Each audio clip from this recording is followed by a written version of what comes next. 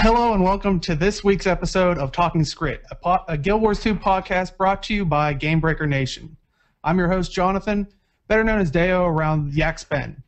We have a fantastic show for you today. We're going to go deeper into masteries, adventures, outposts, oh my, and also possibly slips from points of interest that they didn't intend to do. But first, let me introduce you to my fellow hosts. Unfortunately, Jim's not here today, but we have a writer of Gamebreaker TV and is just a plain dreamer. Say hello to Robin. Hi. And next up, he wields Flameseeker, but his true prophecy is chest running in the Silver Waste. Say hello to Aaron. They just get better every week. Keep at it. Keep at it. I'm eager to hear next week's. And in Team No Legendary, Roy. How are you doing today, sir? I'm doing wonderful. What? I'm in Team No Legendary. I'm fine with it. Nice here. Having money. Legendary team is much shinier. Meh. Yeah, how are those footsteps on Team Legendary? Huh, Aaron? Fantastic. Listen, I'll have sunrise pretty soon, then I'll have my footsteps.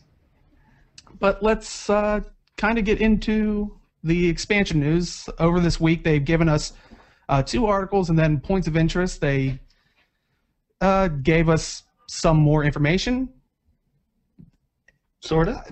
But probably not all the stuff that they intended to. But let's start off with one of the articles, the mastery system. Basically, if you haven't been keeping up to date, Mastery System is going to be their new horizontal progression. It's going to break up into different ways to navigate, explore, and conquer specific regions. And by conquer, I mean just giving you skills to make the fights somewhat easier. In the article, they talk about how they made it region-based, which it's going to boil down to 2 regions, Heart of Maguma, which will be the expansion, and all the other PvE zones. I mean, how do you guys first feel about that? I don't like... Go ahead, Ray. I was just saying, until we get some kind of an idea what the masteries are and how they're going to affect things, I'm kind of on the fence about them because we know the flying, the flying and the hang gliding is going to mainly be in the Heart of the Maguma and basically come out with just the Heart of Thorns stuff, and there's not going to be a lot of that going to be able to be used without breaking the other maps so that are in the other parts of the PvE. So that's my concern, is how they're going to break this stuff up so A, that it doesn't minimize the other parts of the game, and B, still makes it interesting to play them.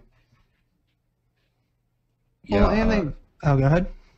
Oh, I was going to say one thing that thoroughly annoys me about this system is they're nixing leveling in putting this system in place, and yet it says clearly in the article that we're going to be able to advance this system through experience. So, what was achieved here? They're just changing what you get, basically, instead of getting the skill points, which I think most people who've had 80 since they started playing have 1 billion of, that you're going to get mastery instead. And then you're going to get extra skill points from doing other things in the new stuff. It's not a level cap increase on a technicality. They're putting new leveling into the game with higher rewards that will increase your character's power. So it's essentially a level cap increase. It's just technically not. I think it's but fine. to keep in mind, I don't know if anybody would want to do this, but supposedly from that article, it says the unlocking of the masteries takes place at level 80, and if you own Heart of Thorns. So if you do want to continue to get skill points, maybe don't do Heart of Thorns immediately. But well, sort of. From what I read of it, it was that the mastery system unlocks at level 80, and you earn the mastery points in the regions that you want to use them in, and that's where you use them, and then can do that. I think you're not going to get the extra skill points automatically if you have Heart of Thorns and you're level 80.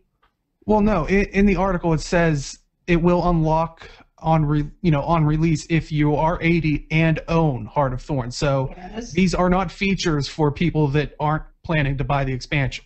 That's what I just said, though. I said if you're level 80 and you have Heart of Thorns, you're not going to be able to hold off on like having the mastery thing to kick in to get extra skill points. That's why I'm saying if you're buying a physical version or some way to withhold applying it to your account and you still want to get skill points through leveling, honestly, I don't know why, because they even say in the article they are going to add ways to get that stream of skill points. All right, have they confirmed that they're going to do physical copies? I would believe you'll be selling a box expansion. Okay. I'll probably buy it digitally, but there's always possibility of just doing digital, but I hadn't heard if they said specifically. No, they have to do a collector's edition so they can sell action figures and stuff. It's gonna be Keith this time. They can reskin Ritlock. That would actually be tempting. I would buy it if it was Keith. Yeah. Actually, that's a good point that John just made. I wouldn't put it past him to do a reskin Ritlock statue with his new look. They would totally do that. That would be totally. Yeah, I'd do that. They literally all put cloth little headbands around their head. He's saying that no matter what they do, he'll buy a collector's edition. No, I probably wouldn't do it if they did Traherne or somebody like that. Oh, but I don't think they would do that. I would buy it if it was Traherne's death scene. Okay. And that would be hilarious. Carnifex in chat makes a good point. Go ahead. No. Oh, I was just going to say Carnifex in chat makes a good point about the mastery system in that if it works too narrowly, like if you unlock skills in, say, the Maguma region that you have to use or that are very, very applicable to certain types of content, it will severely narrow the meta for playing that content, which is, I don't know, it's limiting and annoying to me. Yeah, I mean, what they likened the system to was kind of almost a mesh of World v. World and PvP, where you would use, once you're 80, you get these mastery points, and you would use that point to unlock a track, which sounds a lot like what World v. World has, is you use those points and unlock a trait. But it kind of goes to the PvP route. Once you unlock that track for the masteries, then the experience that you're gaining through the world is going towards that particular track, whatever it may be. Yeah, I think it'll be a lot more actually robust than the WW system. The WW system just gives you kind of passive bonuses. You get extra skills on siege and stuff. Yeah. But I think they'll add a lot more applicability to it. I was going to say, to my understanding, don't you have to choose the track you're working on within a map? Yeah. It's not even that you run around the map and get credit for it. You actually have to personally choose which one you want to work on. And they mentioned things like that would unlock further lore stuff for you or whatnot as well. So it's not just going to be like things that make getting around the map easier or that make fighting in the map easier. It's going to be a wide variety of different things that you can do there. And when they talk about how they're going to have mastery tiers that you can go through for all the previous content in Tyria, we will be getting those retroactively for those of us who have completed, whatever content applies to those mastery tiers. So that's pretty cool. Yeah. Mm-hmm. I was excited about that. And I know me and Aaron are going back and... Oh, go ahead. No, I was responding to chat. Somebody said they were here to support me, and I was like, yay! Team Dreamer. She's single-handedly more popular than the rest of us. It's the truth. And that's the truth. That is true. I won't try to argue that. And they're saying also, because I know me and Aaron are going back and forth on this, you basically use a mastery point to unlock it, and then you gain experience through it and level it up. But they say for higher tiers of each mastery, it might require another skill point or even multiple, and then more experience. So It's not going to be like you unlock one track and you're good with it. You're done. The issue I have with it is making experience applicable towards it. It just makes it so you can grind them out. That's useless. It's bad design. Bad. No. Well, how else would you do it? So you would have what they described is you complete a piece of content and you get a mastery point, and you've gotten it now for your whole account. You can't get a mastery point for that content again, and you apply the mastery point towards whatever mastery tier you like. Mm-hmm. There's a finite amount of mastery points in the game, but all of them will be able to, with all these mastery points, theoretically you'd be able to max out all your masteries. That would leave, you wouldn't need experience to advance your masteries that way. You could just do it all through completing content rather than grinding content. I think that's the way it's going to work with all the new stuff and the new areas. I think they're being a little more flexible on it on the old stuff, because it's hard to be like, if you do certain stuff here, that gives you points, because I can see how that would get wonky doing that. So I think we're going to get a bit of both depending on where you are and what you're doing. Well, and they kind of elaborated in the article, giving us different categories. Like, we knew a couple of them from the PAX South announcement. Like, they hinted at the master lore, which is understanding languages, like unlocking secrets. And also an interesting thing is like battle techniques that weaken shared enemies. How do you guys feel about that? Do you like that they added a combat aspect to the lore?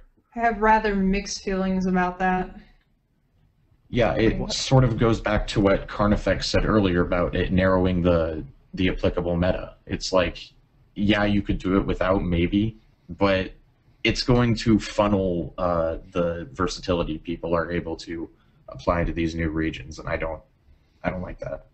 Yeah, I don't know. I feel like the lore thing should not have an effect on combat. Like, it just feels like it should be separate to me. I don't want it to be the sort of thing where people are like, you have to have this. Yeah, but they've already kind of hinted that the lore is going to have something to do with combat in the very last chapter, and that we basically went through Ascension, and then we went and did things. We went through a mock-up of Ascension. Yeah, we went through a mock-up of Ascension, and that got us through the gate. There's not much left to take but the next step to say we needed the Ascension to fight the dragon after that. So I can see kind of how they're going to do that kind of thing. I personally, as long as it's well balanced against the combat, I don't see a problem with it. But if it really flips if it's so overpowering to the point where the content becomes trivialized from it, then that's just bad design at that point. Yeah. It almost seems like that's what they're trying to do with some of the stuff is, well, you can fight your way through it this way, and then you get your skill, and then the next time you go through, it's easy. Well, yeah, and the other thing is, like, if they don't balance it right, then, like, if you don't have it, then how hard is it going to be to do without it? Yeah. Like, and then it will become, oh, well, you have to do it to get it. Yeah. That's where I'm concerned with, is how they'll balance it to make it so that it's not something that you have to do, because otherwise there's no choice in it. It's like, oh, you're doing that, Yeah, and that brings me to another thing. This was a quote that it's not. I don't have the quote on hand. It was said. It's something I recall hearing that they said that. So it's a quote, but not a quote. All right. A paraphrase of a quote. That's the wrong word, but they say that in one of the interviews, they say that content will be there will be content you will not be able to complete without first attaining certain masteries. That potentially puts a hard gate on content tied to the mastery system. Yeah. I think I remember them saying that in relation specifically to, like, the hang gliding, because, like, you won't be able to get to certain parts of the map if you don't have that. In the article, and that's why I put it in there, in the master combat section of masteries, they actually say in the article, tools you need to excel in these fights, which worries me. Like we're all saying is, am I able to do this without like a mastery? Like it might be harder, sure, but can I do it, or is it going to be a mechanic where it's like, oh, they do the 1 billion damage and you didn't have the combat knowledge mastery? I don't like that stuff. I don't like it. And we don't know. We're just hopefully that's not what it's going to turn out to be. Yeah, I'm hoping it's just them right now trying to explain it without giving away everything that they can't give away at this point, because like we're still really early in the reveal of stuff. We have more than likely months before this comes out, so I'm sure some things will change before here and now, and like I'm sure they have it basically figured out, but they don't want to say too much until it's for sure, you know, like exactly how it's going to work, because then you run into the thing if you say this is exactly how it's going to work, and then down the line they're like, oh wait, that has some unintended consequences, we need to change this. People always freak the heck out. It doesn't matter if it's a good change, they freak out because they're like, you said it was going to be like this. So I think some of it is just them trying to be cautious, so some of it is coming off a little in a worrying way, which I don't think there's a way to avoid, unfortunately. And I kind of want to address a couple things Gentle Snow has said in chat. First of all, he says that mastery is aside from experience. That's actually, as far as this article says, not true. I have the quote right here. It says masteries provide abilities and bonuses that can be unlocked for all characters on your account by completing in-game content and gaining experience. That would imply that gaining experience directly advances the mastery system, which is bad. But you also go on to say that by spreading masteries out that are required to complete content, you would force people to play all the content instead of having them rush to endgame. You shouldn't be forcing your players to do anything. That's bad too. Don't force people to play content. That's a bad design philosophy. And I like, and this isn't like confirmed or anything, but like when I was reading it, like I was worried that I don't think the experience is going to be a one-to-one thing. Like, oh, you hit 80, now that you've gained 2,000 experience, that's 2,000 mastery experience. Gosh, no. I think it's going to be like World v. World, where it's like, oh, I got like half a bar for completing an event, but my World v. World bar moved like, you know, a little bit, and that'll be your like mastery. It's just going to replace the bar. If that's the case, they should have worded it differently. I mean, it's still leveling at the end of the day. I mean, anything that's a measurement of progression, I kind of lost my mind about this on Twitter the other day, but anything that's a measurement of progression is leveling at the end of the day. So you have to measure progression or else people won't feel satisfied. So the leveling argument that I whine about is kind of stupid in the first place. So, I mean, just don't listen to me, I'm an idiot. But yeah, it's just the whole leveling thing bothers me. Chat's actually saying it can't replace experience completely. You still have to earn skill points. When you hit 80, no more skill points. But they are, in the article, they say they are going to implement means to help with that issue. In the new areas, they say specifically, and higher end content or something. In the new areas, you'll still be able to gain skill points by some mechanism. They don't say what, but they do specifically say you will get no more skill points by leveling past 80 if you have. And the other thing is just to make it even more in your face, your mastery bar completely replaces your experience bar. So whichever mastery you're currently working on, that you chose to work on, is actually what you're going to see for your levels now, your quote unquote levels. So and I think this is leading nicely into all of our worries. Like, I know let's just talk about the skill points since we're right on that one. If they don't do enough of putting in implementation that's equal to gaining level, like the skill points from levels, that's going to just make champ farming more of a need. And I think that's a big issue, because for right now, I'm assuming they're going to keep skill point scrolls in champ loot, but they might remove that as well. Yeah, I was thinking about that. I think, All right, so I started thinking about it, and then I took it a step further.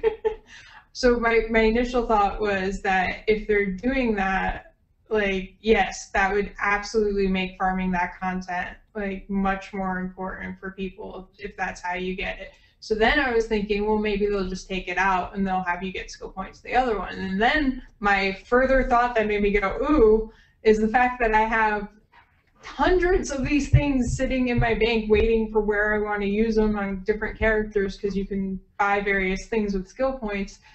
If they take them out, would they take them out of the bank? And I was like, oh, that would be a whole thing. So I have no idea what they're going to do with that. Well, I don't think they would remove the item because, like, if someone's not playing and maybe waiting for the expansion, and they're like, you just took them from my account, account. Now, I could see them saying, like, they're no longer a drop in champ bags, but the item still exists. Like, maybe they'll drop out of dailies or something. You know, I don't know. I'm just... 7-Bit put something in the chat, and I hadn't noticed on any of the things. Are we going to be able to increase masteries until before level 80, or level 80 mechanic? You can earn the points before level 80. You cannot spend them until level 80. Okay. Yes. That's what I was thinking. Because some of it's locked behind what they're calling Guild Wars 2 core game. Yeah. But with the skill point thing, how they're going to redistribute them, what I see them maybe doing as one of the solutions, there'll probably be multiple solutions, is putting in a repeatable achievement that you can earn a skill point at the end of, like 10 or 20 events, you get a skill point at the end. That's something I could definitely see them doing. They do the repeatable achievement thing a bit. Yeah, I can see them doing that too. That feels underwhelming to me. Like, I want them to come with something better than that. Yeah, definitely. One of the places I can see where they can do something with skill points and champ loot and that sort of thing is they're going to be doing more of the Silver Waste type of content where it's all tied together throughout the map.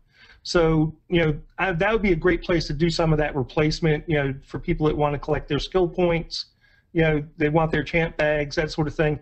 And I can see where that is going to be tied together a lot better. And the quote-unquote champ trains that we've had in the past, I think, are going to kind of fall to pieces eventually because it's going to be more profitable to work in these areas. Look at our poster child for addiction over here. He was a heavy champ bag runner before. Now he's got the Silver Wastes. So basically, you're saying just look at whatever he's doing, and that's going to be what people are doing. Right there. The Silver Waste kicks the crap out of any champ train that was ever in the game as far as getting champ bags. I can get a stack a day in the Silver Waste, easy. So that's basically that's kind of where they're going with it. They're gonna make these bigger events that are map wide, and they're going to be really profitable. And I mean, my other worry about the mastery system is when you turn 80 and you have the Heart of Thorns and it has the mastery system, as soon as you hit 80, it's turning your level bar, like when you view someone, into what rank mastery they are. So if you see a level 80, from how I'm reading it, you're not going to see like their level 80. It's going to say, I'm assuming it'll say something like Mastery 5 or something to let you know that it's not. They're just not a or like 5. A different color number, like a purple 146 or something like that. Yeah. Yeah. So my worry is how many points it will be. Yeah. My worry is, are they basically implementing a gear score like from other games? Which, if you don't know, World of Warcraft has been very well known for doing that, where they had item levels on each of the items, hence item level. And you would need this certain amount to even have a chance to go in these raids. Well, this became a thing with gear score, and it was just something to separate, the noob players. I mean, people do it in the game now with achievement points. Like, you need to have at least 5,000 achievement points. I don't see people doing that with like what level mastery you are, because there's flexibility on where you spend those points, but I could totally see people doing that, being like, you can only do this with us if you have this mastery, if you use it in this area. It's going to be something people get judged by. What it's going to do is it's going to lead to speed clearing, plain and simple. anything that's going to decrease the time that you spend fixing, to fight something to get to the end to get the loot at the end. Now, if there's no loot at the end, then the only thing that those things are good for is going to be for getting your mastery point out of it. But if they're going to have loot at the end of these things, then it's all going to be about speed clearing, and you better have that level 17 combat rank, whatever they want, because that's the only way you're going to get that done in 2 minutes. Someone in chat likes your beard, Roy. Oh, you're welcome.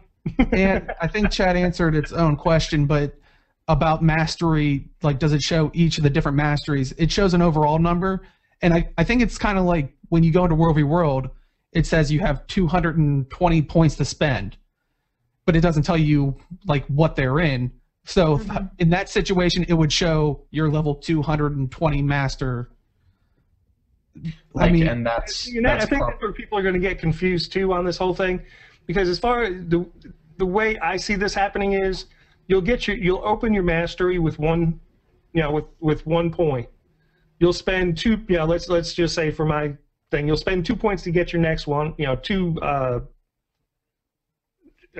Say 200 experience points to get your next level. 400 to get your next level. 800 to get your next. It'll be an exponential rise probably to get the higher and higher tiers, with no need to have a top tier in them.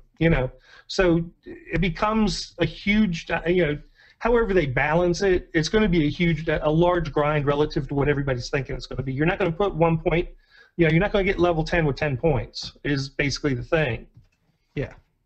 And that's going to be another issue I think the community is going to have to deal with, is they think, and when we get into the legendary stuff, just because you can manufacture a thing doesn't mean you're going to get it any faster than a random drop. And the same thing with this, it's going to take forever to get a mastery level of level 10 or whatever their high levels are. And chat's saying gear score would never show up, but that's why I'm worried this kind of is, because it's based on you doing certain tasks in the game. Like if you have dungeon master, it's probably going to give you a mastery. I'm just guessing here, which is doing all the explorable paths, all the story paths. The worrying thing. It's not gear score per se, but it's the same concept. You're still it's along the same lines. It's a system to judge people. Yeah, which we already have. Like, we already have people who want to run certain things, and we'll only take people who have their gear with certain stats, or like run certain weapons or certain classes to speed clear things. But the thing is with that, gear score, but it's still something that people use to judge whether you should get to run with them or not. And Pesky, we agree. There's no difference than the achievement points. But my thing with one minor caveat. My thing with achievement points is there are hoops you have to jump through to see the achievement points. You have to friend them or be in their guild or do other things. This one, I can click on you and say, nope. Well, I mean, it's the same with achievement points. You can see someone's achievement points who's in your party, so they can join your party. You can check it. Difficult. And the other difference, they might be on the same map as you or something. But I was going to say the other difference to me with the achievement points over this is, you've got combat-related buffs that you're going to get because of your achievement points. They're going to make things easier. They're stating that. That means if your combat ranking isn't high enough, you're going to slow down a speed clear. And that's what they're going to do. They're going to say, nope, you're not high enough. We don't want to play with you. We're speed clearing this. And even if the person could function well in the party, they're not going to take them because they're missing 50 points of damage over 30 seconds. Mm-hmm. Yeah, I mean, chat's even saying they're kind of okay with it, like as a soft gating mechanic. Their mastery equals power. Yeah, I mean, I don't like that it's a system that people can get judged by, but I don't like that about achievement points either. But I don't have a huge problem with it, because what am I going to do? I'm going to log in and I'm going to grind out all the masteries as quick as I can because I want them. But except the fractal one, I probably won't do the fractal one. Yeah. I probably won't do the fractal one, but it's the same. It's the same in World. That's the other thing. Most people don't do the speed clears, and it's only that play style that does lead to this. People sometimes get judged for not having certain buffs in World v World. I've seen that before, and that's sad to see. Like, oh, you don't have guard killer maxed out, or you don't have guard defense maxed out. And people ostracize people for stuff like that, and it's stupid. But Well, and another worry I've personally had is these skills, are they actual skills that are going to be put on the bar? Like, I don't think we've had confirmation either way. But my worry is if they are skills that are put on the bar. They use the term abilities. Yeah. Okay. Like, just think about the hovering, the hang gliding thing. Like, yeah, I think they said if you hold spacebar or hit F or something, it'll. You have to have some way to actually use the ability, unless they just made it if you run. You'll be able to activate it. Yeah. Well, then in that case, is all like, I mean, how creative can they get with like the combat one? It's just going to be like plus 20% damage to Vine Wrath, or, I mean. Which is exactly what they said. I believe they said they didn't want to do stuff like that. Which, what does that leave? It leaves skills. Or bundles, which, please, skills more than bundles. I hate bundles. Well, but yeah, that's what I'm worried about. If there's skills, it's reminding me of Eye of the North for Guild Wars 1, where eventually PvE became even more laughable just because all the builds revolved around the PvE-only skills. Dude, the skills were the best. Urzenway. Dude, that was amazing. Yes, exactly. God. Underworld speed clearing. Oh my god. I just remember two people with Urson before Ursenway. When Urson first came out, we just took down everything on the maps. It was great. But yeah, it's very bad for the game. Yeah, see? You see the big grids. It was awesome, but it was bad for the game. But man, we had a great time. It made me filthy rich, but it damaged the game. Yeah. And I was thinking of one last thing, but I, for the life of me, can't remember anymore. Do you guys have any worries about the mastery system in general? I mean, I want more details. I'm just annoyed that they've been hyping it like it's this new, innovative thing, never been done before in MMOs, and it's just like, it's just more leveling. Spoiler alert. Yeah. It's a different way to level. You're not innovating with this. It's cool. I think my concern is they're actually saying it's a horizontal leveling system, and it's a very slight incline.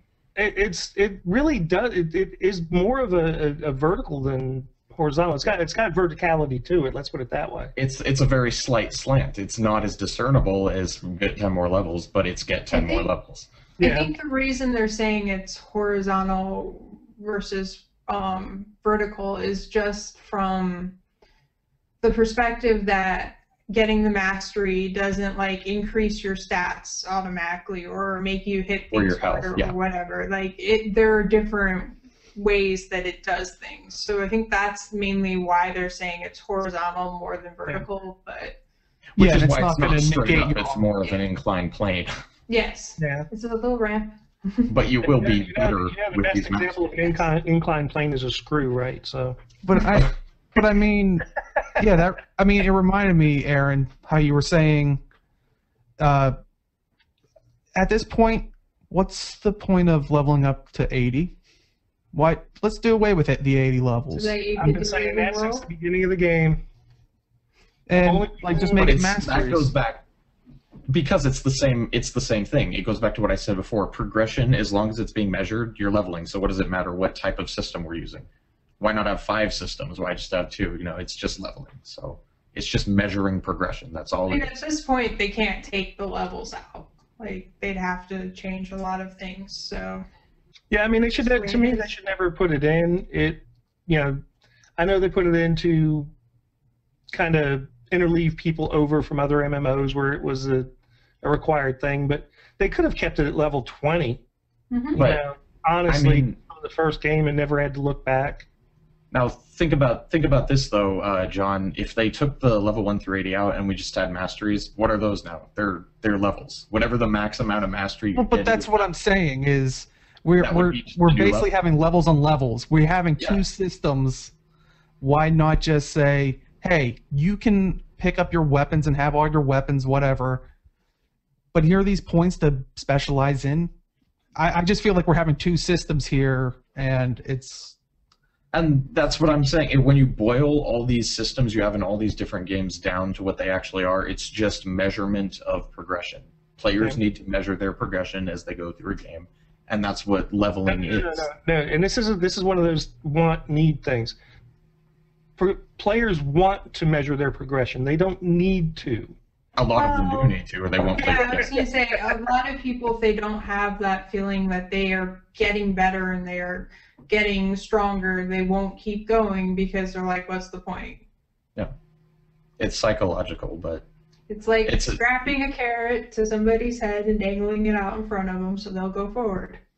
But yeah, it's the same concept as leveling, and that's why I'm kind of disillusioned with it. But they're doing it differently from the 1 through 80 levels, so that's exciting, is that we're getting something at least new that's not in Guild Wars 2. I'm excited about the things that you get from doing specific content. Like, that part of it, I think, is interesting and different. So I'm looking forward to that. Along with the precursor crafting, I'm super excited about that.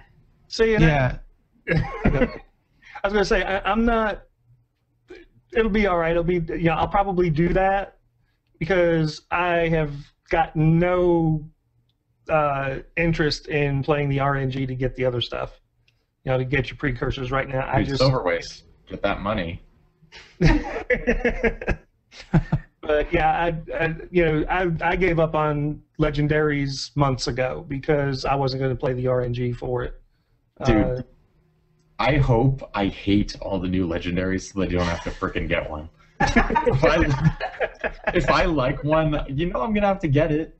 What would you like to see in a legendary that would make you want to get it though? Footsteps. ArenaNet, listen, I want to laugh later. Footsteps. A shield with footsteps. I want to see like some of the I want to see them kind of flip things where some of the current ones are kind of frou-frou and girly or whatever, be like the badass ones, and some of the badass ones now be girly in the next one. That would be awesome. Wait, so you're saying you only want 3 good-looking legendaries next time? Oh. And there are a lot of really good-looking ones. You have bad taste, Deo.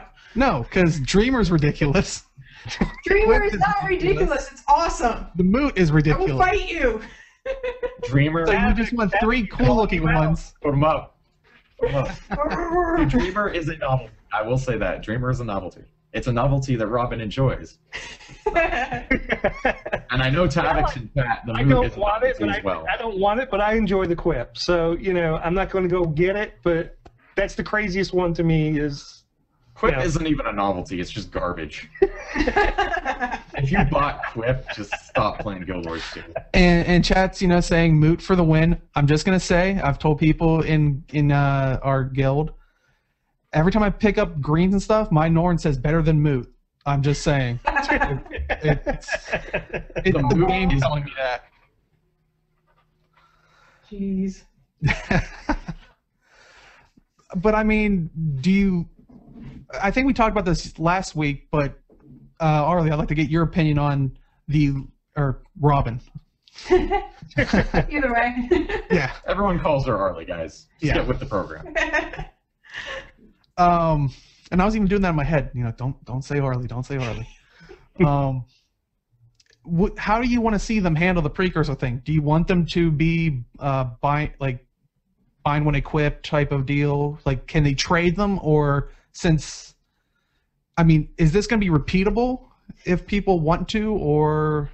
Well, so the way that he described it was through doing various kinds of content, which is exactly what I was looking for. Like, if you're going to have a sure way to do it, you need to be able to do certain kinds of content to do it. Now, I would have to assume that you would do different groups of content to get different ones. That just makes sense to me. Otherwise, they would have to make it content that you can repeat, so you can do more than one. Or I don't know. It's weird. My hunch is actually that the new ones might be not sellable when you do it that way. Unless they're going to make it something that you can keep doing over and over and over, I think they might make it so that you can't sell them. Well, I think they said that everyone will be able to do it once. Really? Okay. But the solution I see here, and I don't think they've said anything on this, but the solution I see them doing is adding the new precursors to the random loot table as well, and also having the achievement tracks. Yeah. That way I can just buy mine on the trading post and I don't have to go through all that crap. Come on. Which I will do. If I don't like if there's time gating in the and I ranted about this before, If there's time-gated content in the precursor crafting, I'm not doing it. I'm not doing it. That's the worst thing you can do in an MMO, is arbitrarily time-gate stuff because no reason. I tell you, every time I've logged in since they put the new daily little award, I almost log out immediately after I get that. I hate that. I really hate that daily freebie. Yeah. Log in and get a daily freebie. No, and I don't know why. I can't tell you why it grates on me so hard. I just, it does. It's like every time I see that, I get mad. Guy in chat said, "I'm with Green Shirt." It's Ritlock Green Shirt. Ah, jeez. It says Ritlock Brimstone. I won it from 10 Ton Hammer. You're so special. I'm very smug about it. I'm very smug about it. Yeah. He's going to get that tattooed on his arm. Look at it. Show him just the arm with the, the guns. No, because I was going to say, "Welcome to the gun show" again. No, I just said show the guns. I don't. It says ArenaNet on the sleeve. See? Jeez. I did it without the guns. That's what sells. But anyway, careful. I mean, you're showing off Ritlock. Ritlock's supposedly in the new zones. And what are also in the new zones? Outposts. Oh. In one of the other articles, they talked about. Yeah, we can insert that into post. And Outposts. Oh, jeez, I'm gonna stop. Geez. I'm gonna stop. I'm sorry. But another article talked about Outposts and Adventures. Basically, Outposts, the best way, if you haven't played Guild Wars 2 in a long time, a very rudimentary version of it would probably be Temple of Balthazar in that way, I would say, from how it was being described. Silver Waste is a much better example, but if you haven't played recently, or where you have to escort multiple groups to a central location, and then it kind of moves out to the meta event, whereas Silver Waste... Oh, go ahead. I'm agreeing with you in that Outposts have been something like how they're describing them. They've been doing this the entire game since launch. They're probably just amping it up to really focus on the Outposts. Like, they're probably going to be throwing it in your face. So-and-so thing is happening that has to do with this location. But you have Outposts all over the map with events that stem from them, like you said. The camp in Straits of Devastation that the Balthazar Temple event moves out from. And you have them like Fort Salma is another good one with all the Centaur events that gravitate around that. You move out from there. The list goes on and on. You have these locations and maps that events stem from. It's just weird that they're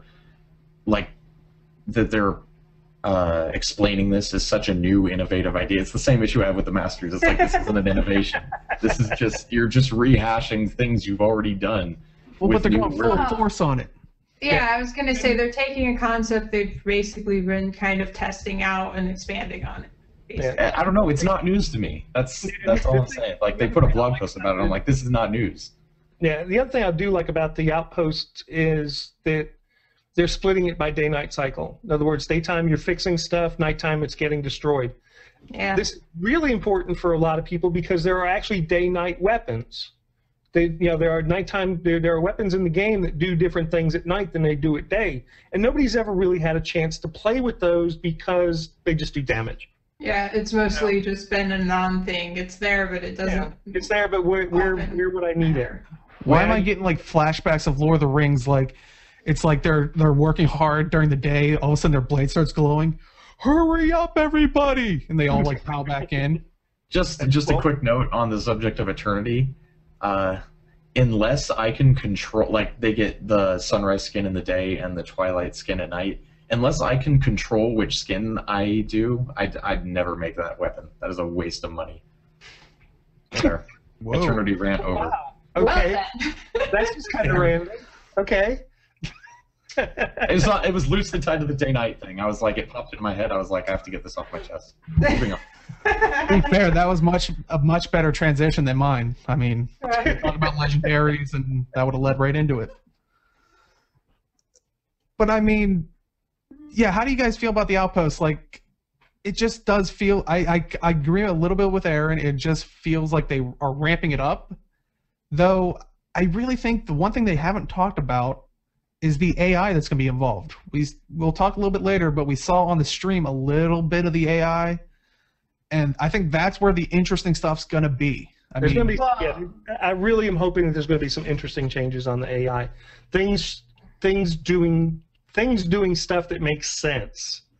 And like I said, one of the things that popped up, in the stream with POI was, it really made sense. It was what was going on. So, I'm with you. I think the AI really is weak in the game, and I'm trying to see what kind of awesome sauce they're going to be bringing into it for the release, because they've been working on it since April of last year. We talked about this last week.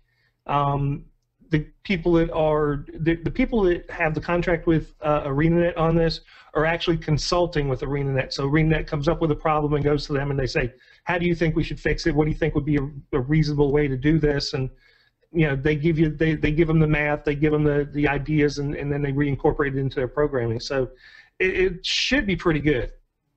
Yeah, I'm hoping for a lot of progression on how the AI works and some improvements and stuff. It's hard to think of like what we would actually see because we don't know enough specifics about that, but I definitely think there's going to be some changes on that end. Yeah. It's like John said, they're ramping it up apparently, and as long as they're ramping it up, great. It's an improvement. Good job. Keep going. It's just not it's just not particularly like this big new thing that they're making it out to be. But Carnifex in chat, he or she watches a lot, so thank you for showing up. But he says he or she says hope we can use finishers on. He says I hope we can use finishers on mobs more often, and I'm like, no, please. Yes. No. Yes. No. That was awful. That was the worst. Everybody loves it except Aaron. Aaron's the only one who hates the finishers. You are outvoted, Aaron. Outvoted. I hated it. Take away his gold star today. I want to see my mama dancing on as many people as I can. That makes me happy. Yeah, I was gonna say I thought it was a smart move on their part because I mean it gets PvE only players to buy the finishers. Yeah, the finishers. And I don't factor business into my judgment of game mechanics. Well, you should. Well, it helps make expansions, to be fair. So. But I would love to see more of that. One thing I don't like with it is I think they've fixed it mostly. I haven't had an issue with it recently, but when they first put in having to down the things was that if you yourself got down and then you threw at the guy and it went down, then you're both down. You're both laying on the ground just like throwing little things at each other. That's not very, good, but that shouldn't be how it works. Aside from that, I love downing mobs. I think that's great.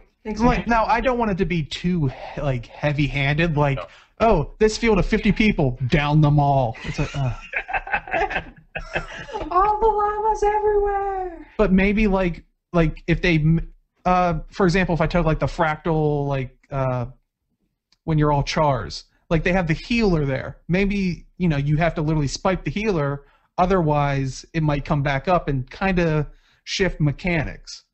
I'd like to see something like that where maybe one mob out of a group, or maybe one or two of them, have to be finished off. Mm-hmm. I don't want to see, like I said, 20 people and be like, everybody just charge, and everybody's going to charge the same one, and we're going to be there all day. Yes. Kill them one by one, guys. Yeah. It's stab them with 20 sticks at once. That'll bad. help. Don't do it. No, I hate it. It's the worst. But I mean, they also talked in that about adventures, which then we started having discussion on going back and forth. Yeah. In the article, adventures, they say are they're open world, but in the points of interest stream, and this will probably meld with the next topic of points of interest, just because that's kind of where they put their focus on for points of interest, if you want to even say there was much of a focus.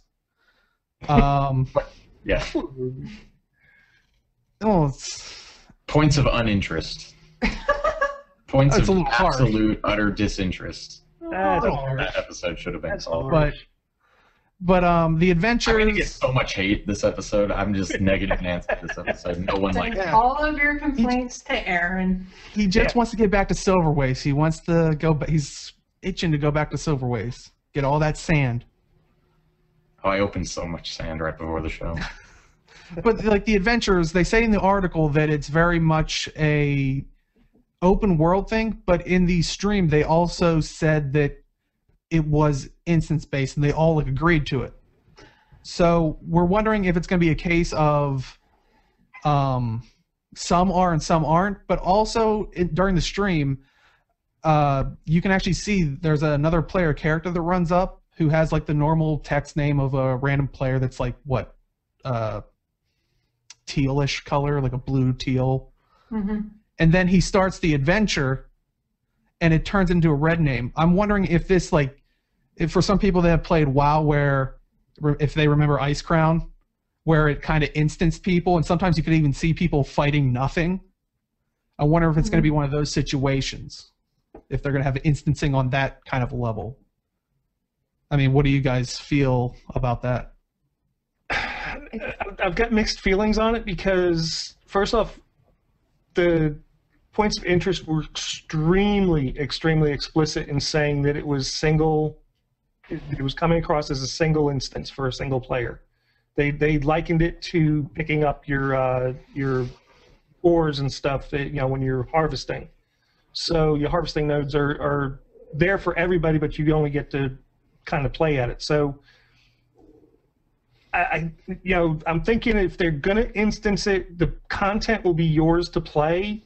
Somebody else is going to come up and hit the flag. They might stay there with you, but they're not going to be able to help you with your mobs because they either won't see them or have no effect on them. Kind of think of it like a guild rush, where you can be in the area, you don't see the flags or anything if you don't hit the rush flag. So if they're talking about instancing like that, then yeah, that's going to be a little bit different. I think you can see the flags. You can't see them on your mini map. Yeah, in the stream you can see a big, and click it. That's a thing. Well, I meant for guild rushes, but if you're in a guild rush area and you don't click you'll see the poles, but you won't see the flags. The poles are always in the system. I don't know. To be fair, if I see a guild rush and it's not our guild one, I'll go, ooh. Tell me more about polls, Roy. Quickly moving on. Even Robin's going. Wait, for the record, I think the adventures, what they talk about in the article mainly, the one they showed on POI was stupid. It was a heart with a timer attached to it. You flame through inanimate objects with 2 skills. Ooh, cool. No, don't put that in the game. Nix it. But what they say about these adventures in the article is that they're going to be like, ooh, these weird little things that you can do throughout the game. I hate those. They're dumb and they're a waste of time.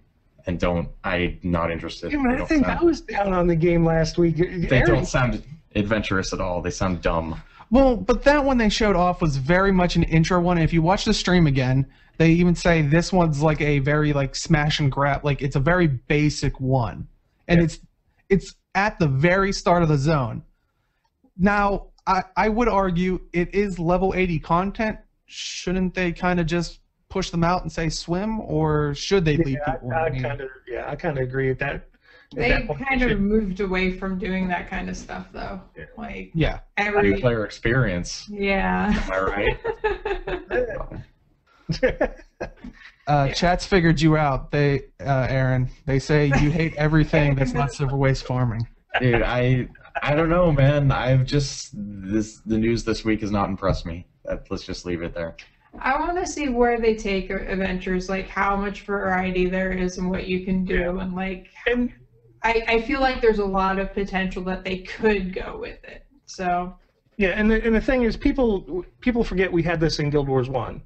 In factions, there was that one area that challenge missions. Yeah, it was a challenge mission. Yeah, you'd go down there and you'd fight, and you could be with a group of people, but you would have a leaderboard. Yeah, so, they said they would have those.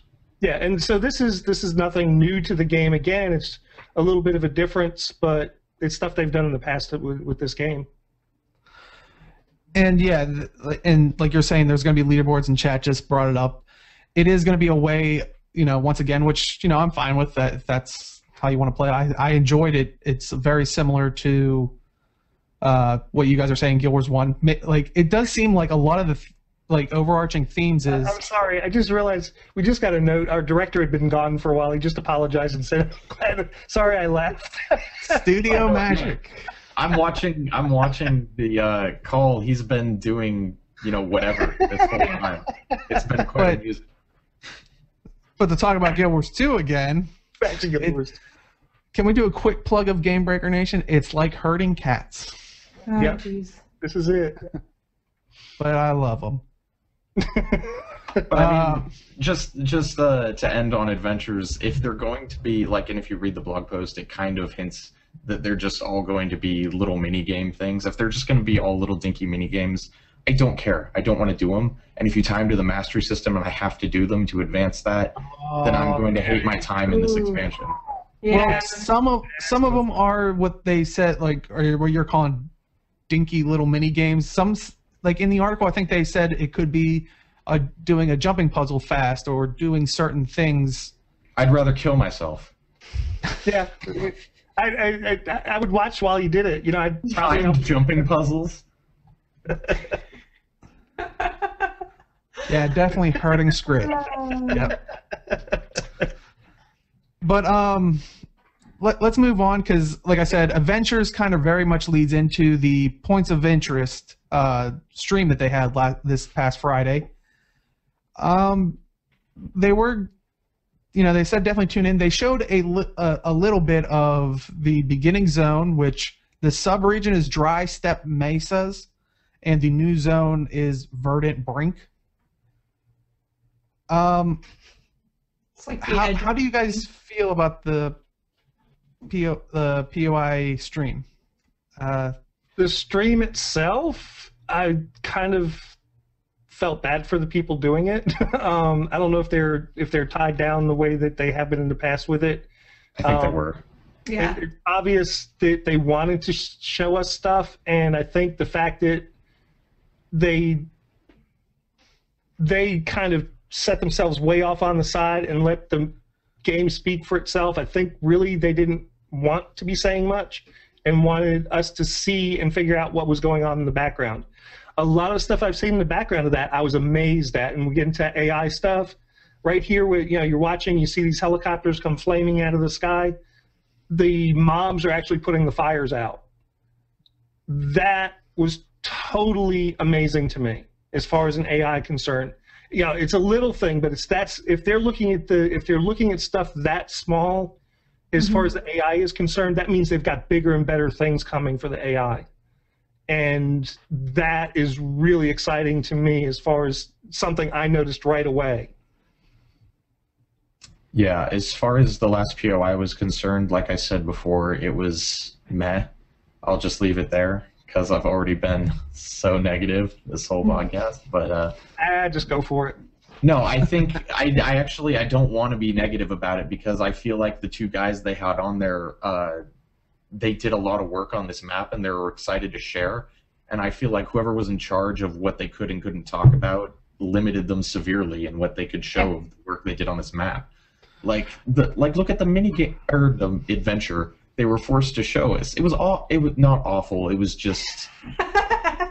It was very basic. Yeah, it was just. It's not something you want to hype up. If you're going to hype the show like they did, they got Richie to do pre-show, which is a pretty big deal. Give us something spectacular. Don't show us this, starter material, which they have to develop that because, it's an expansion. They're going to need starter material. But I know those two guys that worked on this map and everyone else who worked on the map did a bunch more stuff in the map that's probably way better, and they didn't get to showcase any of it, and that sucks. Well, and I think what really stands out is what they didn't point out in this. I mean, some of the things are, you can see on the side, where the events are, it says something about like the year of the ram, like the lunar festival, I believe. It's probably hard to see on the stream, but if you go back and probably watch like the actual live version of it, you can probably clearly see on the side how when we have like story missions and stuff on that top right corner, it says something about the lunar festival. And we've been people have speculated, because I believe it was last week they put into the gem store a Ram Mini and a Ram plush backpack, and also a Red Lantern. So people were speculating maybe like Canthan New Year, and it was the year of the Ram, of course. Well, this seems like it has somewhat confirmed it.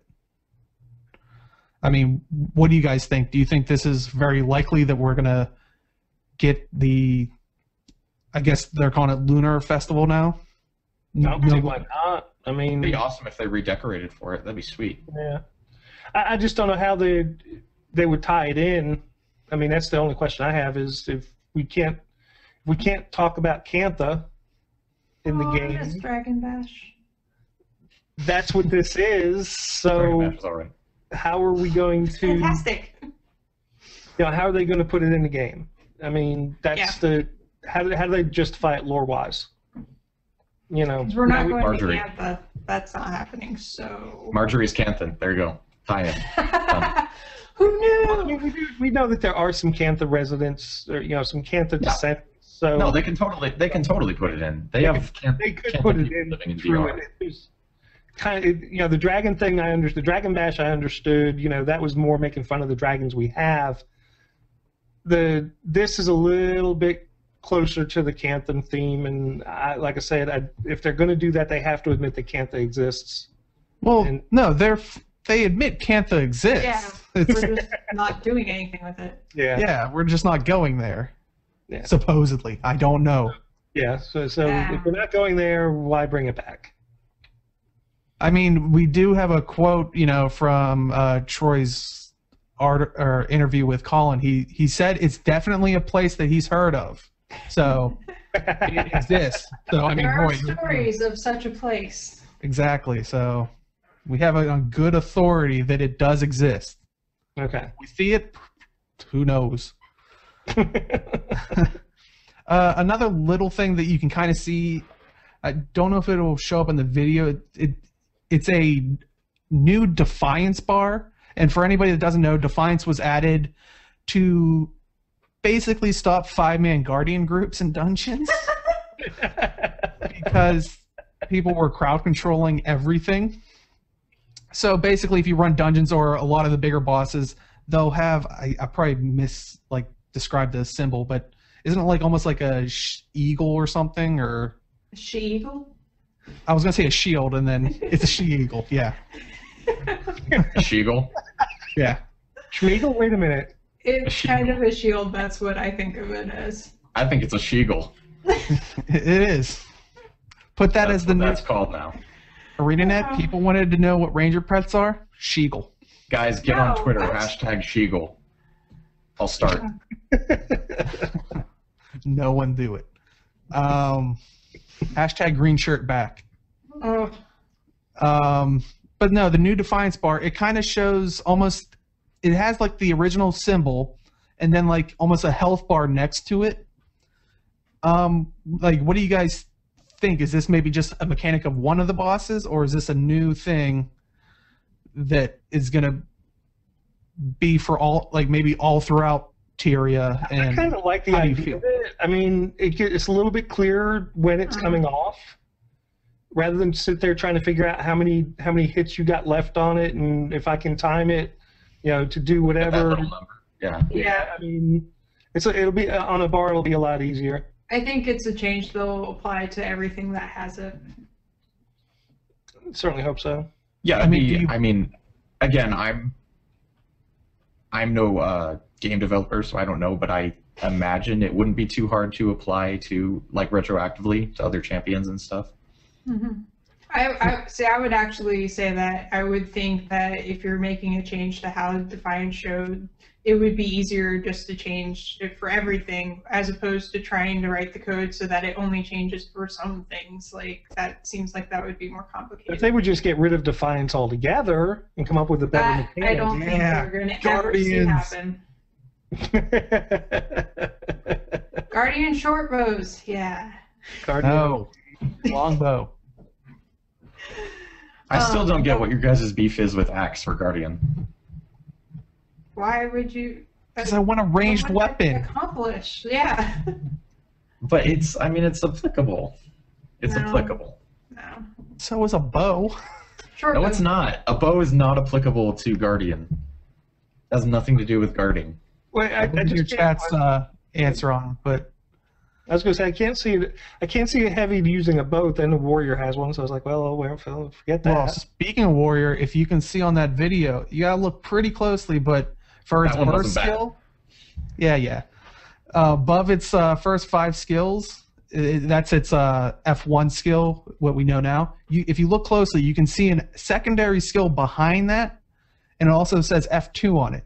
Now, is he on the new subclass of a warrior, or was it specialization, or is this a new thing coming for warriors in general? And how do you guys feel about maybe them getting 2 burst skills?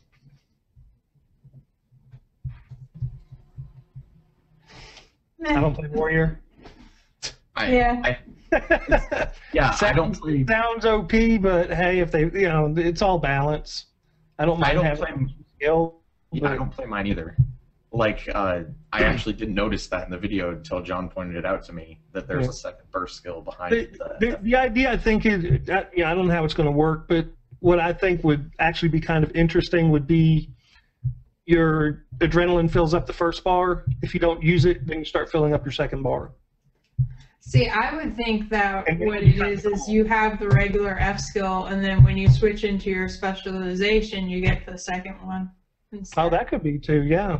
Mm-hmm. I mean, but like the problem I see here with this specialization is it gives you an extra burst skill, which is tied to adrenaline, which is, burst skills. There are a lot of DPS-y and critty and stuff like that. And I'm scared that this is going to perpetuate the Berserker meta. I don't want that to happen because that's lame. well, I mean, we don't know what the warrior specialization is. What if it revolves around? What if it revolves around shouts, and maybe that one gives them an option of doing more of a support burst skill? Yeah. Warrior specialization, healer. Haha. Well, another thing that leads me to think this specialization is going to be DPS focused is another thing people pointed out is that warrior is gaining might stacks at a ridiculous rate for using an axe. Mm-hmm. And I don't know. I just don't want to see them pushing the DPS train forward. I want to see them derailing it in favor of other mechanics. The thing with the warrior is it's always been a DPS class in this game. It's not been tanky. It's been about burst and DPS. I mean, You can build a warrior tankier than a guardian. Well, okay, so but it's not meant to be. It's meant to be an up close and personal melee DPS. So if we're talking specializations, yes, warriors so far have been the DPS class. Yeah. But if they're talking about breaking out of the classes and changing the fundamental way that the class is played, then you would have to assume that that means for warrior that the specialization isn't going to be DPS bursty focused. That would have to bring other things that they don't currently have, like making them more tanky or give them some heal things or buffing or something like that. So like it depends on what way you think they're going to do with it. I think that their idea in general is to add more versatility to the classes to give them stuff they don't currently have. So I don't think the other question is what weapon doesn't a warrior have? it's not about the weapon though. Like the specialization, you get a new weapon, so they're limited on that. But the way you use it is what they're going to change, and what you can do with it. Yeah, I mean, like Aaron pointed out with the axe thing, he's stacking might way more than an axe normally would. So maybe that's what that specialization does. Like Arlie's saying is, you're not reliant on, like, let's just say they give them dagger in that specialization. you're not. It's like this isn't your only weapon. You can go back to your axe and it looks like axe and warhorn. So, but you get different abilities or benefits of having that specialization active when you're using the different weapons. Well, the other thing is it's also going to make a new five weapon skill set for them. So if they get a dagger, they get a pistol, scepter, whatever, that's going to give them five new weapon skills plus whatever the F2 key is. I don't think a class that can stack 40,000 damage with one skill needs any more damage. Is that crazy? No, I agree with you. That's why I think that it's going to work a little differently than... I hope you're right. Well, they're going to nerf them to start with, and then they're going to give them more damage on top of the nerf, so... Or they put this on here so everybody be like, oh my god, how much might is that thing stacking? Freak out! And they're like, nah, that's not really It's just dev might. It's dev might. Someone to the side was just like, give so-and-so 20 stacks of might. They're just like... Somebody was off camera going, just like, guys, devs can't lose fights on camera. That's bad. More might. And I think the last thing they kind of unknowingly revealed, unless you're, tinfoil hat time. Yeah, and they did it on purpose. Is when they disconnected real quick, they had an error. They had a new icon on the character login screen, like under the character, and it was I think like a level 2, and it looks like that might be what the Revenant icon is. Unfortunately, we could not get a picture that would show up nicely because a lot of people it was basically them taking that and blowing it up. Yeah. But yeah, the best way to describe it. I have no idea. Good job, Dale. Lost for words. I haven't seen it in so long. Well, it kind of looks like something. Actually, it kind of looks like this with a longer beard. Well, I haven't checked it, but is it similar to the symbol on Ritlux Blindfold? Oh, I haven't checked, so I don't remember what Ritlux Blindfold has on it. I have to check that. But it almost looks like someone with a hood up and almost like a. It looks like an eye with a pupil. It looks like Sauron's eye with the pupils got some droopage going on. That just does not sound good at all. No. You like that? Give us your opinion. It's in the show notes. It's. I'm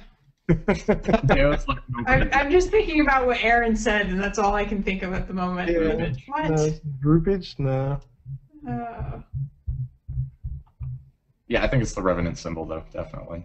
Some people were saying it's a symbol for your druid specialization. Am I crazy to think that specializations won't get a special symbol? Yeah, I don't think they will. Well, I don't think either, just because if we think that the warrior was in a specialization, when they DC, he's not. There's no special icon, and I honestly think that would get way too confusing. Yeah, I don't see why it wouldn't be the Revenant if they had a level 2 Revenant they were starting. I mean, that makes sense. It's level 1, by the way. A level 1, wow. Jeez. Yeah, no, I don't think that could be anything else really. Except for a droopy Sauron's eye, but you don't think it looks like that? That was the first thing I thought of. I was like, that looks like Sauron's eye with some droopy. It looks like a diamond on its side with something coming out of it. Precisely. His eye is not a diamond.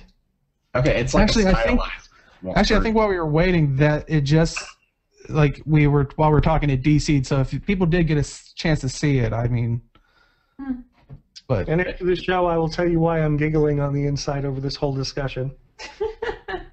Just remind me. Okay. It's gonna be gross, guys. It's gonna be gross. Anyways. All right.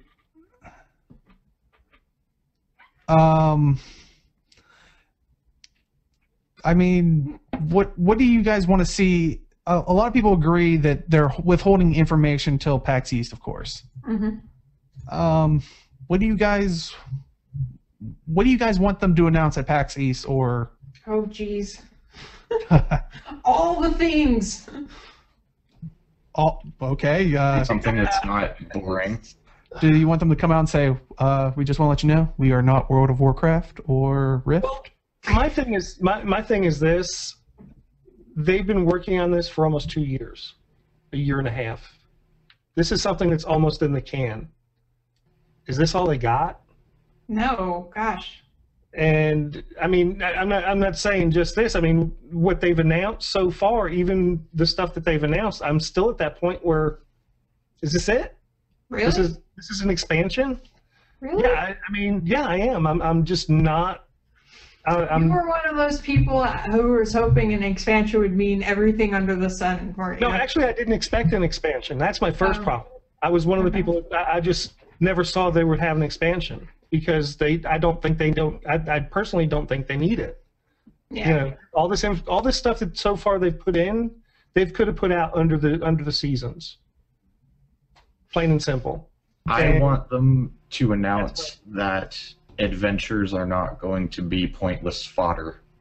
That's what I want. Because right now, they look like pointless filler content. So harsh. There's more details, more specializations to know how that's going to work, how those are going to really change up and the things. The thing with specializations is they've already said there's only one per, there's only going to be one per each profession right now. They'll add more later, maybe, but so even the specializations, it's specialization. Well, specializations, as in all the specializations for each class. There's only one for each class. Yes, Well, which adds up to a total of how many classes are there? Oh. Yeah, answer that, Roy. Answer. Wait, is he saying 6? Are you counting the Revenant? 8. No, 8. Well, 9, because I was going to say, because you're forgetting the Revenant, but you know. I don't remember how many characters do I have. I have 8 characters and then 1, so that's 9. But I mean, I think chat beat us to it, but They have 8 characters. I think chat beat us to it, but people want to see or want to hear the release date.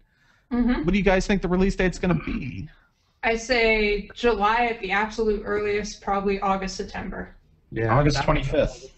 Or Yeah, I was August going to go with 28th. August just for anniversary sake, but Yeah, they'll do it on the anniversary weekend. It'll be August 25th to 28th.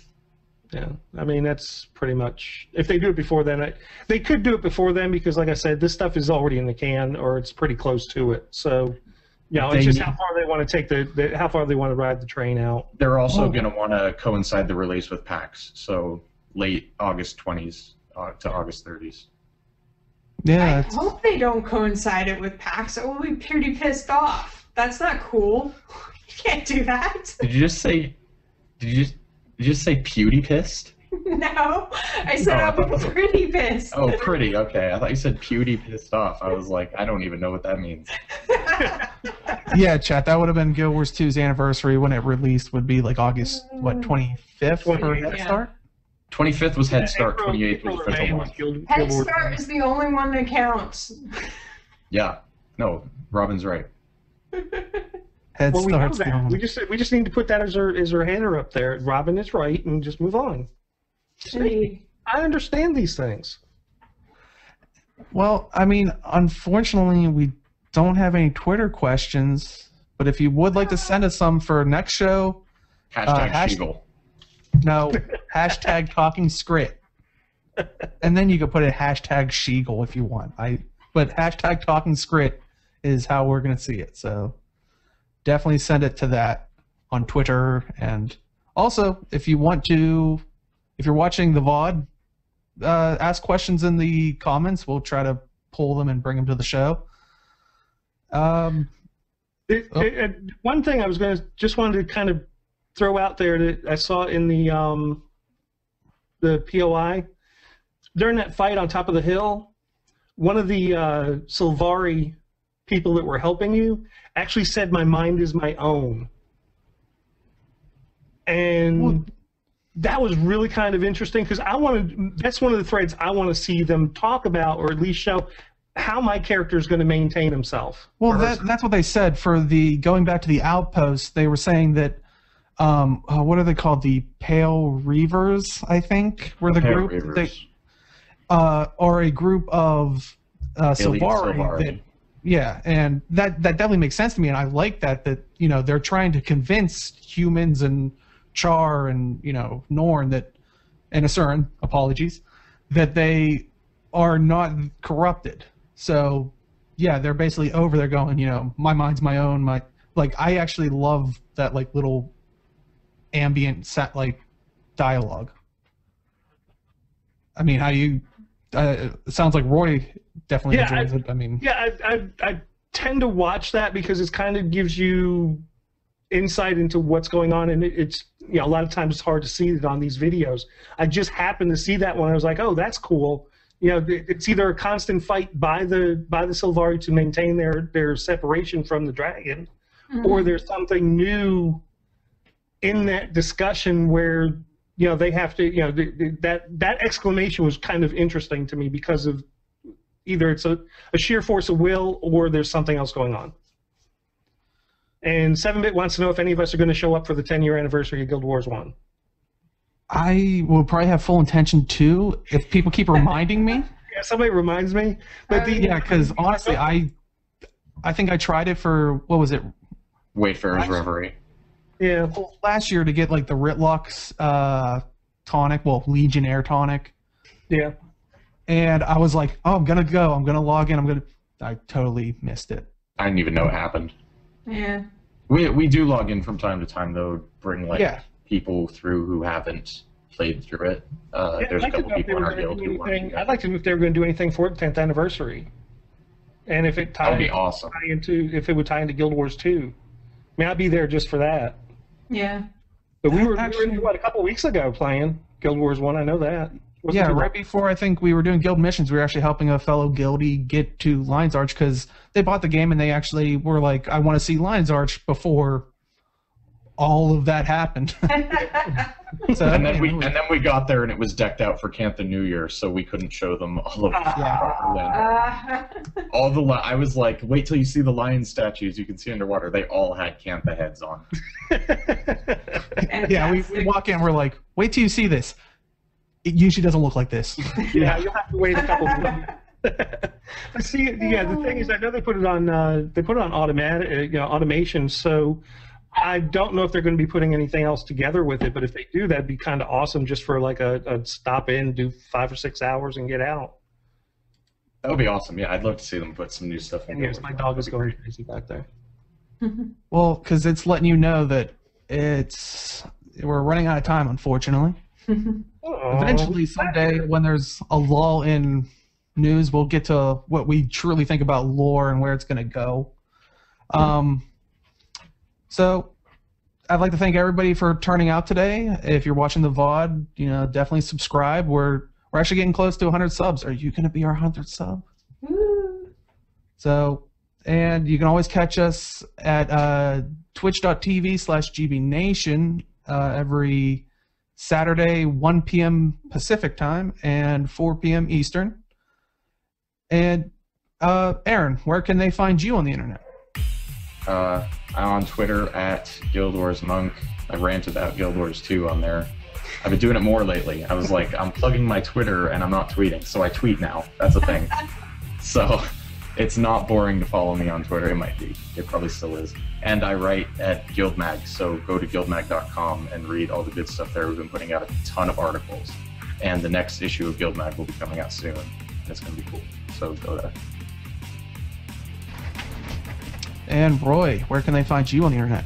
You can find me on YouTube at Schadenfreude Productions and on Twitter at Roydy62. And I've read some of, I haven't been on Guildmag in a while, and I just ran into a couple things, and one of them actually was Aaron's. And I ran into it not because I was looking for Aaron's stuff, but because it was actually linked. So he's actually getting to get some cross postings outside of the system. So yeah, take a check at that. Take a check at Guildmag. Check out Aaron's work. It really is pretty good. I do stuff. You do stuff. I was like really amazed. I was reading it going, damn, this is good. And Robin, where can they find you on the internet? I'm Arlie82 on Twitters, and I tweet about not just Guild Wars 2, but all kinds of crazy things. Dragon Age. Dragon Age. There has been a lot of Dragon Age lately.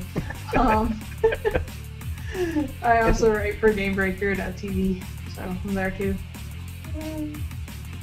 And you can find me at simply_Deo on Twitter, Twitch, YouTube.